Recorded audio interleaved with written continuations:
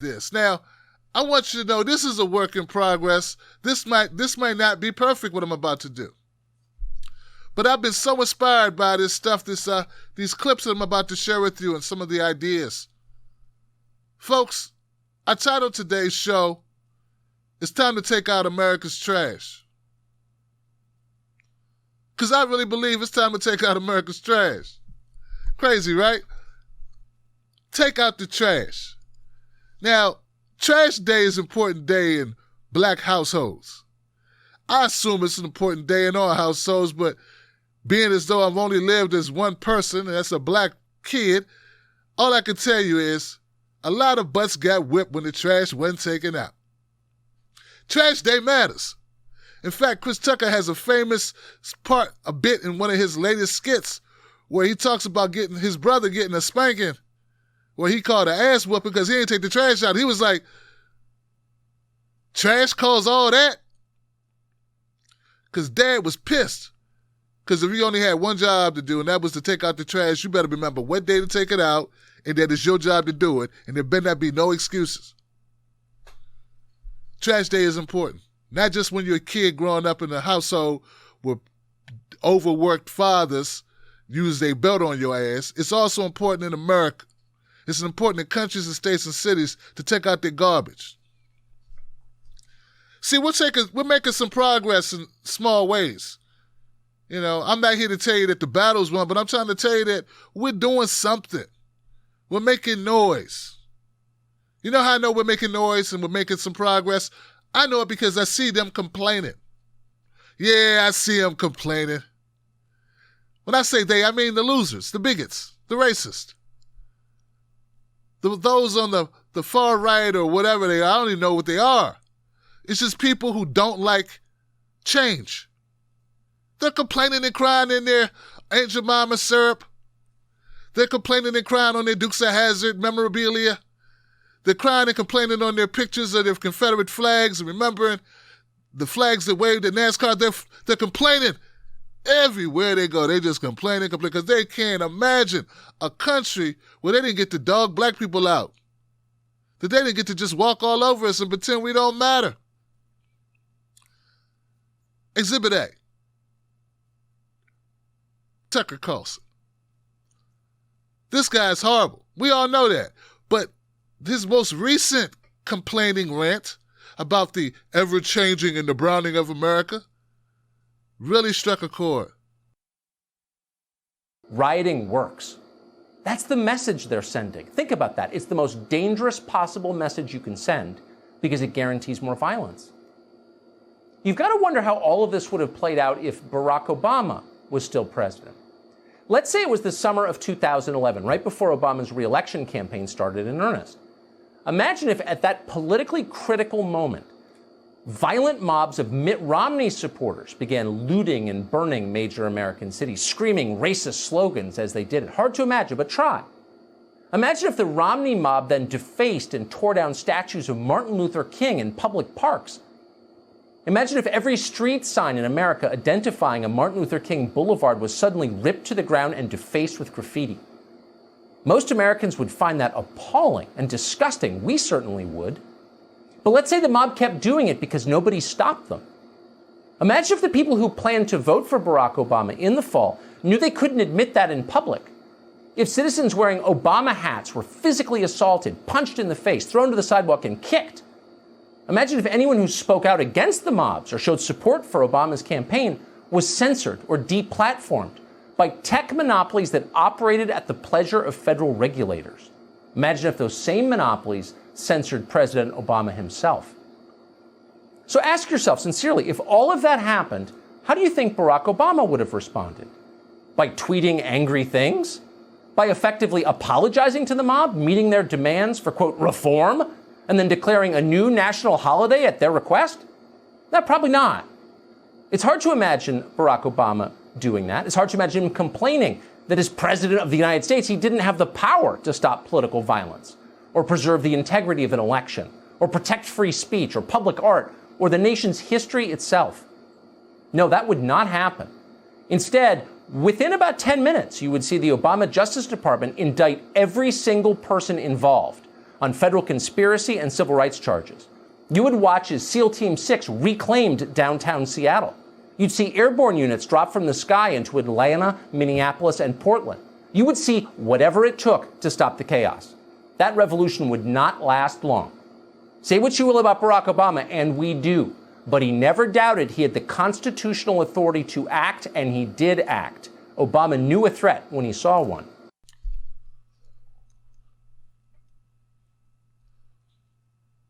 You know, sometimes there's those of us who are too amicable, too reasonable, too nice.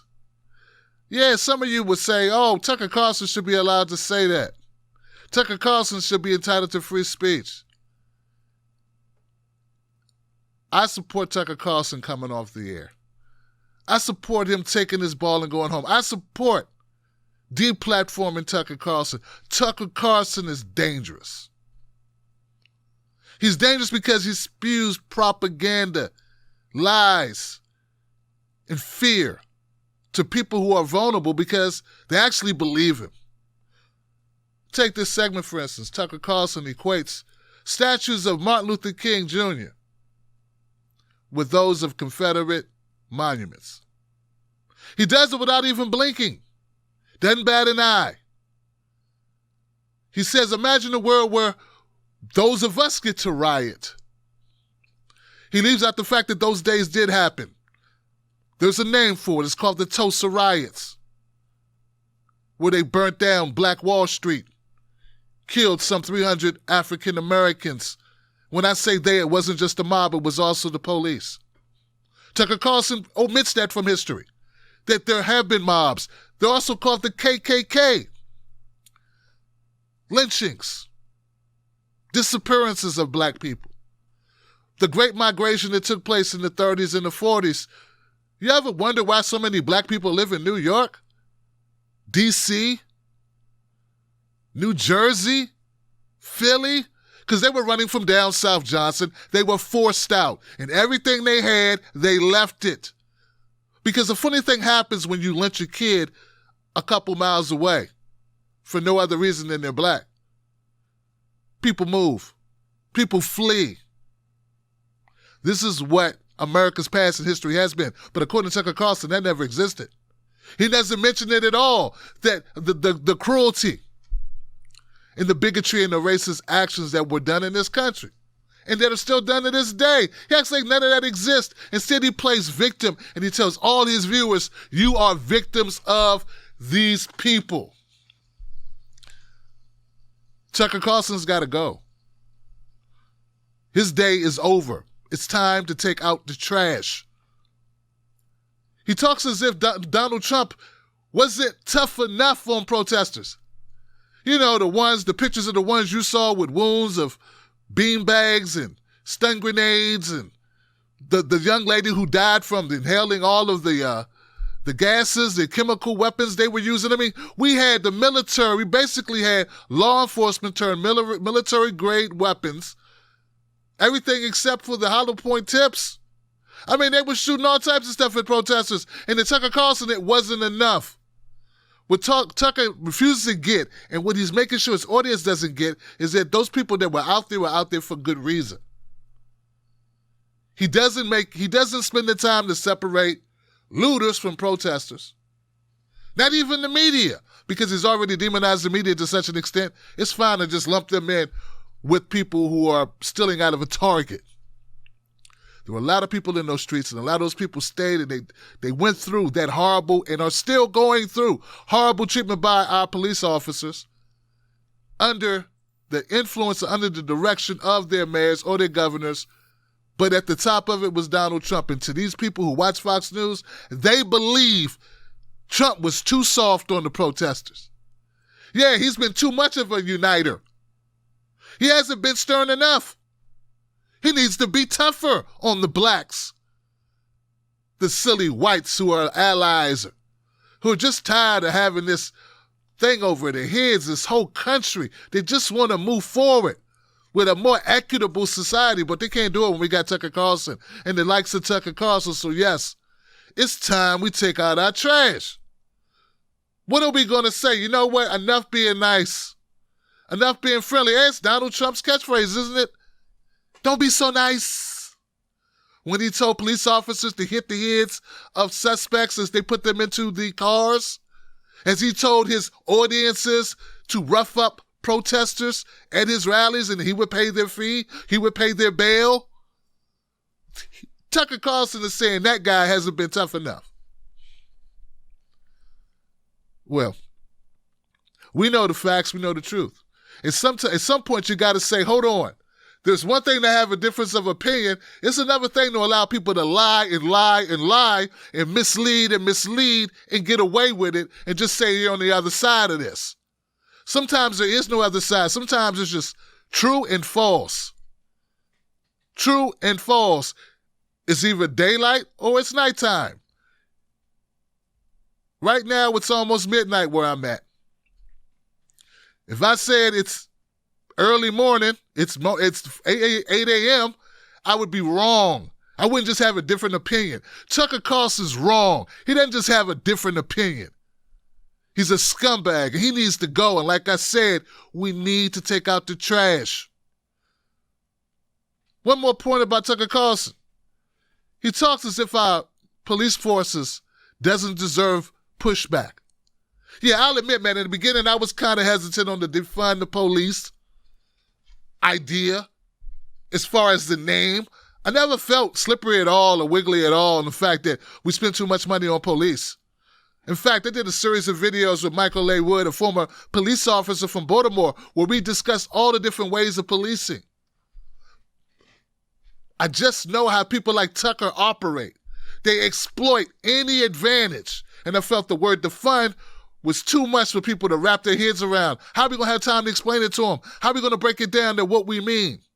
When we say defund, doesn't mean there's no more cops ever. It just means they're limited in scope. And we're going to mesh out responsibilities to other agencies. And we're going to stop giving them so much damn money. That's part of it, but that's not all of it. And then I accepted the fact that, guys, it's my job to influence these people. It's my job to tell people the truth. When I say my job, I mean media's job. It's our job to get the messaging right. It's our job to tell the full story so people aren't mystified, so they don't get the wrong impression. That's a lot of lifting, but I think we can do it. So I full-heartedly support defunding the police because I think we need another type of policing. But the thing that kind of sealed it for me, that's like going to be my number one go-to talking point, and I want to share it with you, and it's something the Fox News viewers will never see. And it's a travesty. In fact, it's something MSNBC viewers will never see. It's something CNN viewers will never see. It's a great graphic. It's very simple. Desmond of NYC, I got it from him off Instagram. And I want to share it with you. When people say, when you say defund the police, what do you mean? Show them this. Why should we defund the police? Well, we should defund the police because the New York Police Department budget is $6 billion. That's equal to the military budget of Ukraine. We should defund the police department because the LAPD's budget is $1.7 billion. That's roughly equal to the military budget of North Korea. We should defund the Chicago Police Department. Why? Because the budget's $1.7 billion. That's equal to the military budget of Iraq. We should defund the police budget in Houston because it's $964 million, which is equal to the military budget of Uganda. These are countries. We should defund Philly's police department. It's $760 million, and that is equal to the entire country military budget of Venezuela.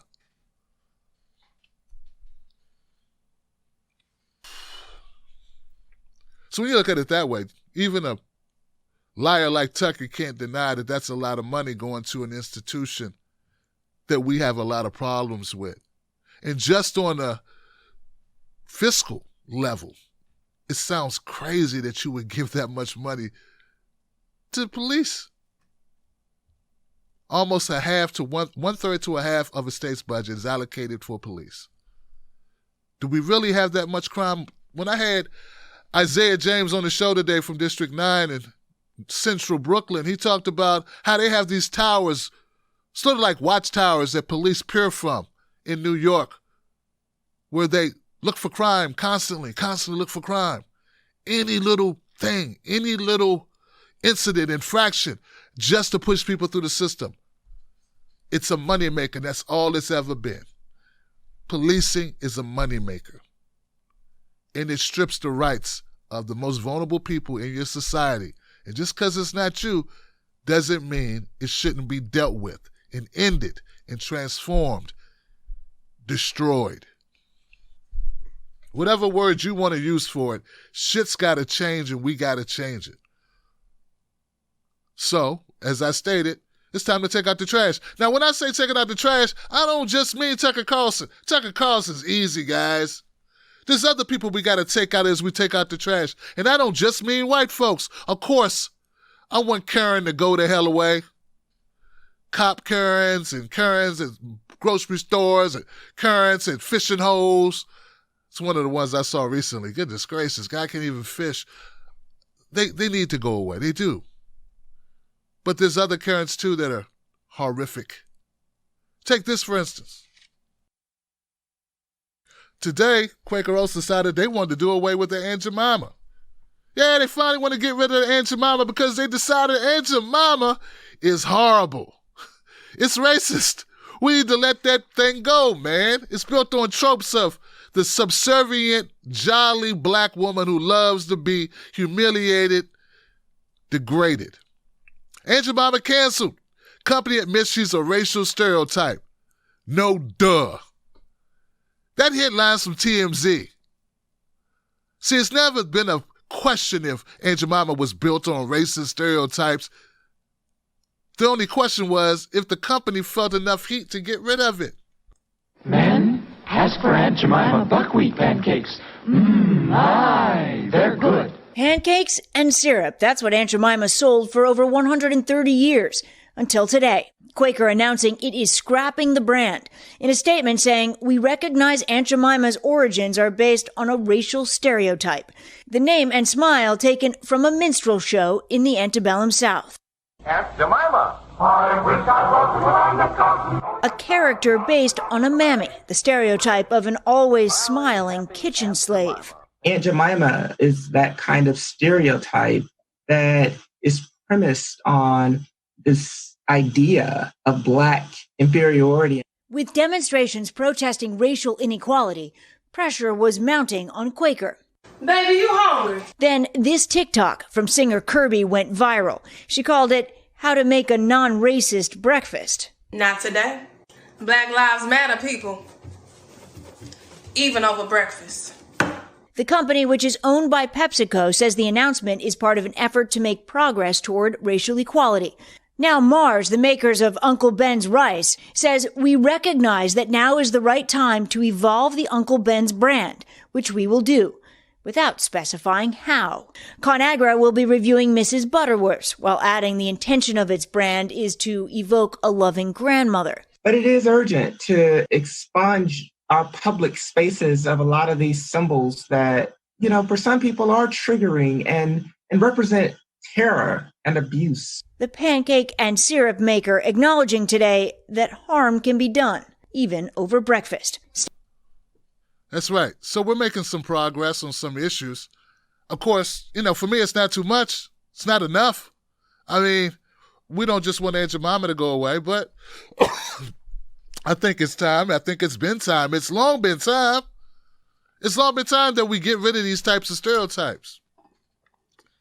Imagine being a black woman and having to see that shit every day.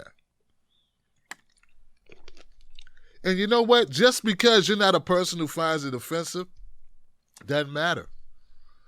Even if you are a black person who doesn't find it offensive, doesn't matter. The collective, we've decided it's too much. We decided it's time to make a change. We, the people, the majority, the ayes have it. But when I say we need to take out the trash, I'm not just talking about them taking out the trash with these, these institutions or these corporations taking it out with their brands. I mean, in fact, Aunt Jemima's not going anywhere. I mean, the name's going somewhere, but the syrup's not leaving. They're not going to stop making Miss Butterworth. It's going to change the imagery, the branding. Companies do that all the time. It was just like up till now, they didn't have a reason to go through the trouble of getting rid of Uncle Ben's subservient-looking, disheveled, Bagger Vance-looking ways or whatever that was. But when I say taking out the trash, when they take out America's trash, I'm not just talking about that. I'm talking about the people that make excuses for it. You know, I saw a content creator that has frequently watched by conservatives, who's a black content creator. I think he's a little slow. I don't know what his problem is, but he was defending Aunt Jemima. He pretended he saw nothing subservient, nothing bellowing or hearkening back to a time where black people were treated less than human. Some would say it was not that long ago. But he said he saw no correlation between the two. In fact, he said that could be his mama's picture up on that box. What's wrong with it? What's wrong with it? What's wrong is that you are still here. What's wrong is that we still have people like you allowed to put out content, to lie to the masses, confuse people, and give bigots a pass. So when we talk about taking out the trash, it's not just about changing the attitudes of white folks. It's changing the attitudes and changing the actions of black folks who kowtow, who tap dance, who coon for the most bigoted sectors of our society. They do so for money. They do so for status. They do so because there's such a great market for it. Now, I know the lady who ended up playing the minstrel role of Aunt Jemima. I know she played the subservient role. She allowed herself to be degraded in that way, but that was a different time. We got people still in the 2000s degrading themselves, and by extension, all of us, by playing into these stereotypes, giving cover. Imagine having the unmitigated gall to pretend that Aunt Jemima ain't based on a minstrel show when the owners of the fucking serious product admit it, when the history of it tells you it. But no, he has a very successful video out right now saying how Aunt Jemima is just crazy left, wants to change beloved syrup. It's not just him, though. There's other instances of it. Do you know that there's content creators that are now out who are popular, who said that Ahmaud Arbery deserved to be shot? That Ahmaud Arbery, the young man who went for a jog, that they could have killed him. They should have killed him. He had no business jogging. And he shouldn't have ran from those nice white people.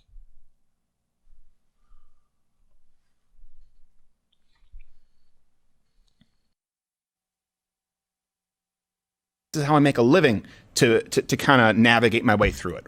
What exactly happened here? Where are we now? Well, from the beginning, I mean... Don't be bashful now. The death threat genie's already out of the bottle. Let me do some talking. Clearly, you can see him walking into the neighborhood. He stops. He looks around. No jogger does that. Yeah. Right? And then he sprints in somebody's house. Yeah. I don't know if a dog was after him or somebody called him the N-word, but from the video, it looks like he's casing the joint. He runs in the house. Right. He stays in there for 3 minutes. The neighbors see him, spook him. He takes off running. They chase. Yeah. I mean, you just don't, somebody yell at you, just don't run it out of the house. Yeah. Right. You know what I'm saying? Yeah. And they matched it up with the 911 tape. The attempt to arrest him, he actually charges the guy with the shotgun. At that point, you could either charge him with aggravated.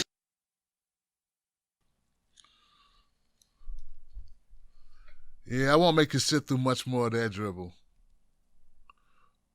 But they have the goal to suggest that Ahmaud Arbery deserved to die. He should have not run from those good old boys with the shotgun who chased him for 4 or 5 minutes through the town with nothing in his hands. They defended it. Steven Crowder exploited their stupidity or their chicanery, their coonish ways, so to say. Hey, look, it doesn't make me feel good to have to go this extent, but this is horrific shit. My own brother hit me up and said, Tim, have you heard of these guys? Have you heard of these guys? These guys are crazy. So I had to throw them in today because America needs to take out its trash. And when we talk about taking out America's trash, we're not just talking about taking out Gunther or, Cody, who's a redneck, with a neo-Nazi group or a white supremacist hate group somewhere in Oklahoma, but it's also taking out people like this who feed those hate groups, who feed and bolster and support them, and balance out there if there's any guilt left. I mean, really. They are soothing the consciences of those who may know that, damn, this ain't right. But then we got this black guy said it's fine. He said it's fine to call him the N-word. It's fine to hunt black folks and lynch them in broad daylight, shoot them down with guns. It's fine to harass. It's fine. Nothing to see here. The stupid left just needs to stop complaining. That's freedom to kill a man in the broad daylight. In fact, he should have to pay for the bullets. America needs to take out its trash. We have to make America take out its trash. Once again, I'm not just talking about white guys. I'm talking about black guys too. I don't think we talk about it enough, folks. It needs to be said. Particularly Hollywood types. These guys are nothing. They're nobody. They are untalented. These guys are corny. They deserve no sunshine. I'm just reluctant to even put them in this video. But when you have Hollywood actors who have front stage presence, and they do the same shit, yeah, it's way past time to take out the trash. Take Terry Crews, for instance. In the arc of the protest, as we were making noise and as states and cities were starting to make changes, he sent out this tweet. Defeating white supremacy without white people creates black supremacy. Equality is the truth. Like it or not, we're all in this together.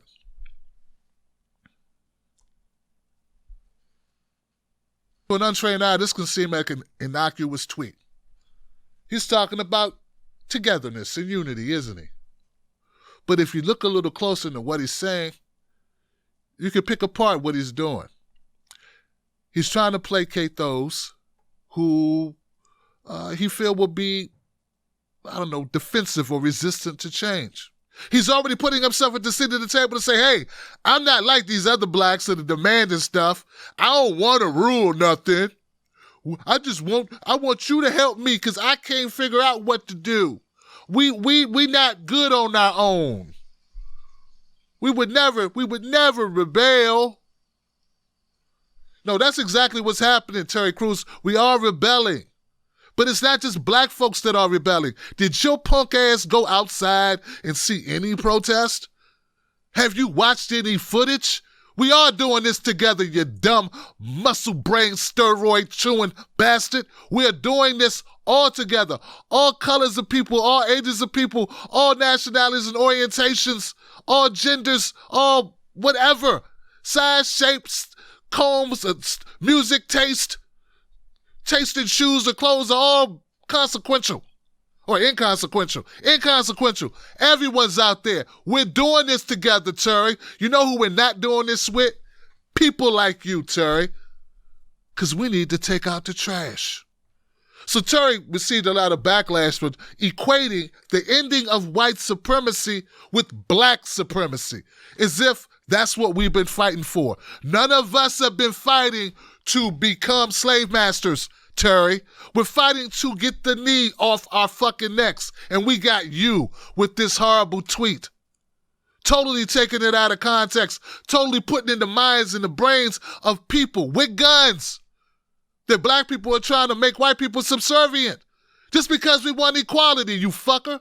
This motherfucker makes that, he connects that dot for people we don't need to connect that dot for, bitch.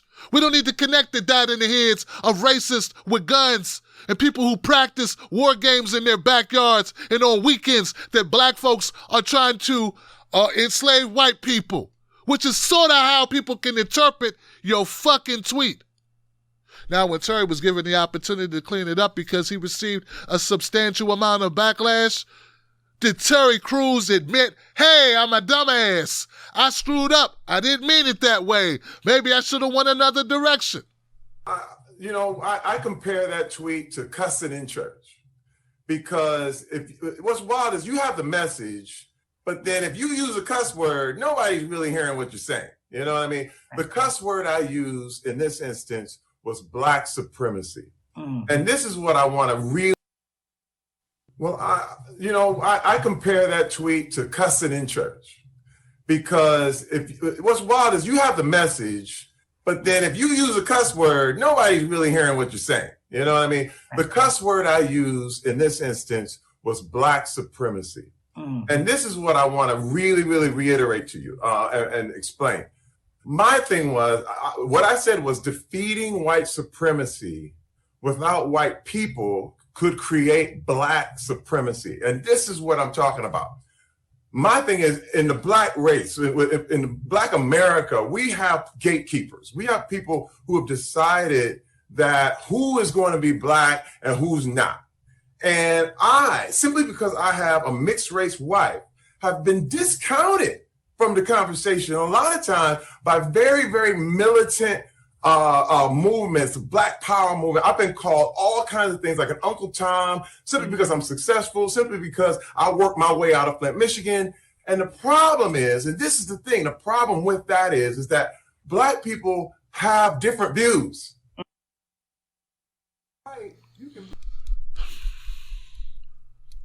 This sorry,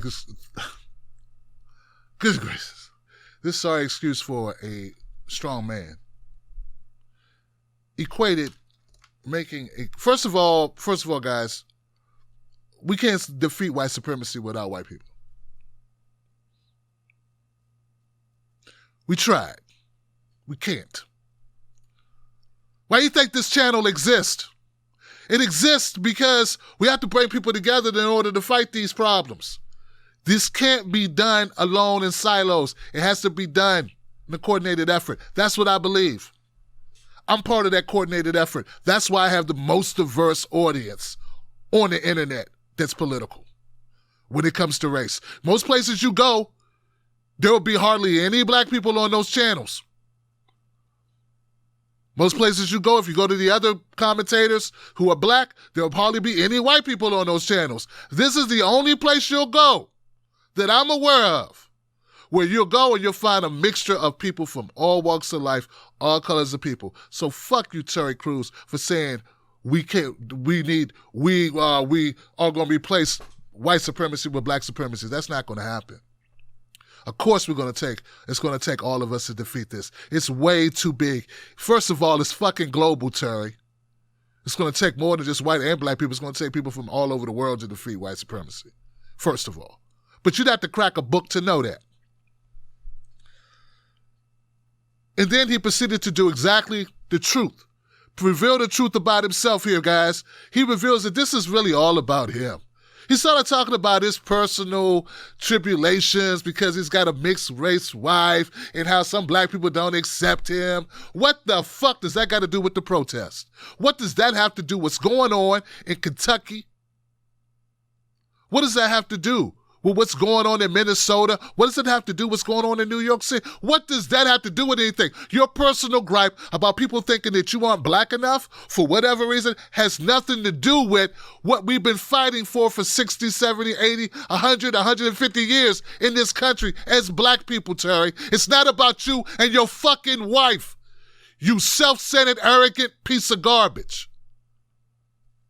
Shame on you and those people who defended you today, who looked at you and said, oh, I feel sorry for him. I don't feel sorry for him. Terry's a rich man and a very successful life. He's living a lifestyle that less than 1% of Black folks get to live ever. He's doing it, and he can't just be happy doing that. He has to speak up on issues he's ill-informed on or misinformed on, or worse, he uses trickery to stay embraced and to stay comfy in his position. He goes and makes the ultimate sin, man. To me, it's the ultimate sin.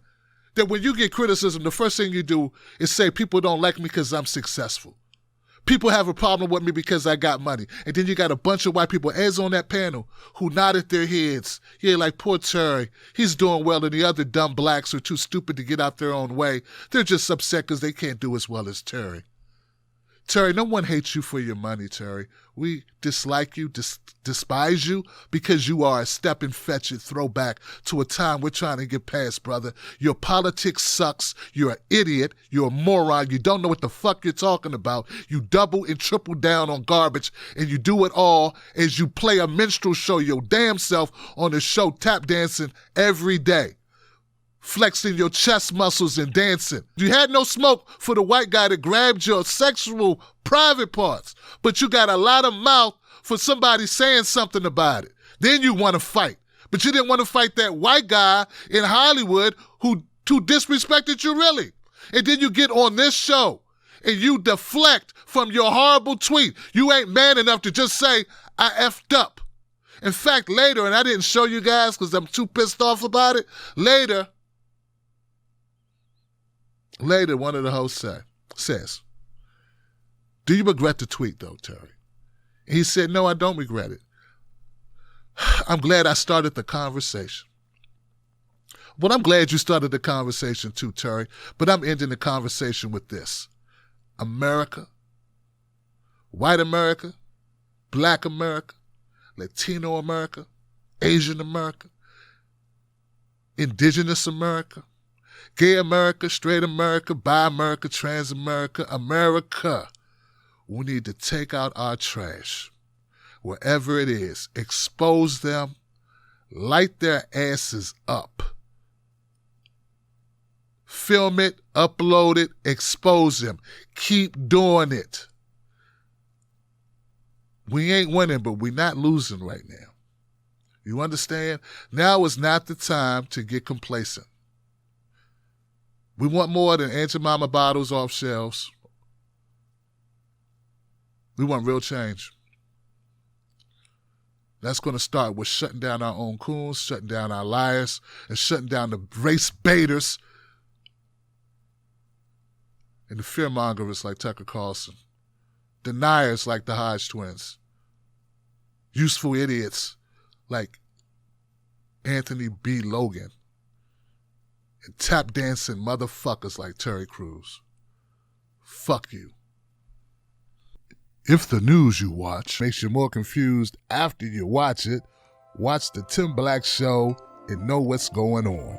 Go to patreon.com, Tim's Take Live. Join today.